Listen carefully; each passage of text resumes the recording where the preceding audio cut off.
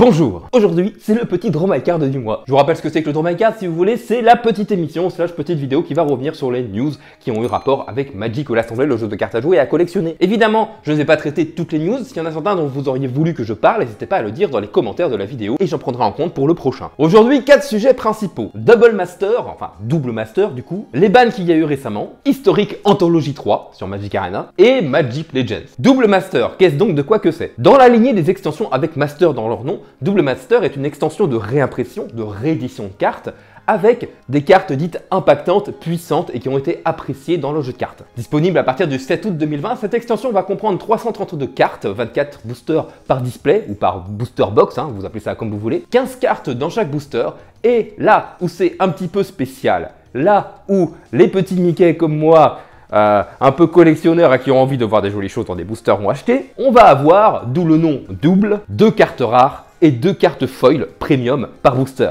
Et oui, les premiums, les foils peuvent aussi être de rares. Donc on peut avoir jusqu'à 4 cartes rares slash mythiques dans un seul booster. On n'a pas encore les prix pour la version papier. Dans chacun des displays de 24 boosters, on retrouvera aussi 2 cartes boardless, donc sans bord, mais qui ne seront pas foil. Cette extension sera aussi disponible sur Magic Online à partir du 6 août pour 6,99$ le booster. On retrouve des rééditions de cartes comme Atraxa par exemple, qui est un commandant assez connu dans l'univers et qui a quand même pas mal de mots-clés et qui est une carte, ma foi, bien jolie en version boardless je trouve. On retrouve aussi le bon gros colosse 11-11 Infection. Moi ça fait boum boum dans mon petit cœur de joueur de les voir un peu remis au goût du jour en termes graphiques. À voir ce que ça va donner du coup, dites-moi si vous ça vous intéresse ce genre d'extension et si vous jouez en version papier avec ça. Le 18 mai 2020, on nous a annoncé quelques bans pour quelques formats. On va commencer par le format Brawl où Winota a été ban dans le format Brawl. Oh, il paraît que c'est un peu trop fort dans le standard de pouvoir avoir sa Winota quand on veut pour pouvoir faire de n'importe quoi. D'avoir Winota toujours de dispo et de pas être obligé d'aller la chercher dans ta bibliothèque, c'est comme si tu l'avais tout le temps dans ta main. Du coup, dès que t'as de quoi la trigger 3-4 fois, boum, tu la joues. Même si elle te coûte 2 ou 4 de plus. Le magistrat de Dranit a aussi été ban dans le format Brawl. Bon, en même temps, vu son effet, ça paraît assez logique. Zirda et Lurus qui ont été ban en Legacy et Lurus, encore une fois, qui a été ban en format Vintage. Le Vintage et le Legacy, ce sont des formats que je ne connais pas très bien, donc du coup, je vais vous laisser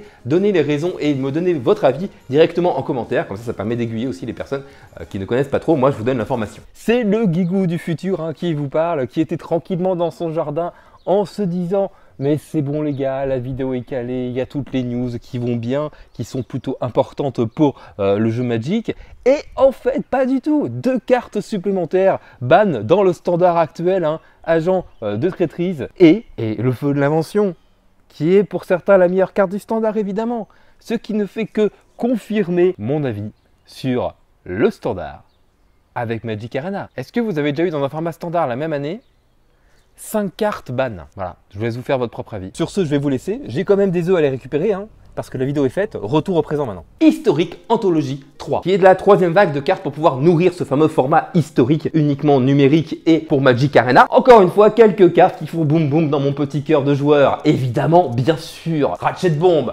Donc Ratchet Bomb, ça peut faire des choses dans le format historique. Je dis oui, je dis oui. Oblitérateur Phyrexian, évidemment, on a vu des decks mono noir aggro déjà dans le format standard. Ça ne peut être que impactant. Et c'est une super créature qui a aussi marqué son temps à l'époque, qui le marque toujours dans le format Commander. Momentary Blink, parce que le Blink, c'est la vie. Bref, pas mal de cartes assez impactantes que l'on a connues dans le passé qui ont fait des choses qui peuvent vraiment nourrir ce format historique et il me tarde de voir ce que ça va donner d'ici 6 mois à 1 an. Et enfin pour terminer, Magic Legends. Je vous en ai déjà parlé de Magic Legends et je vous invite à aller voir la vidéo que Magic C'est Chic a fait récemment, lien en description dans la vidéo, où ils ont fait une vidéo vraiment spécialement que sur Magic Legends. Moi je vais revenir plus sur un aspect général. Déjà, on a de plus en plus de communication et de plus en plus de gameplay sur Magic Legends. Je trouve ça très bien. La seule chose qui me dérange un petit peu, c'est qu'ils communiquent toujours sur le côté MMO du jeu. Au tout début, ils communiquaient vraiment sur le côté massivement multijoueur du jeu. Ensuite, ils ont dit non, mais ça va pas vraiment être en fait un MMO. Finalement, c'est plus un Diablo-like en vue isométrique, on va pouvoir jouer avec ses copains. Et là, ils recommuniquent en mode MMO. Donc si c'est un MMO, moi je suis giga hype, ça peut être trop cool. Par contre, si c'est pas un MMO, ça peut être trop cool aussi.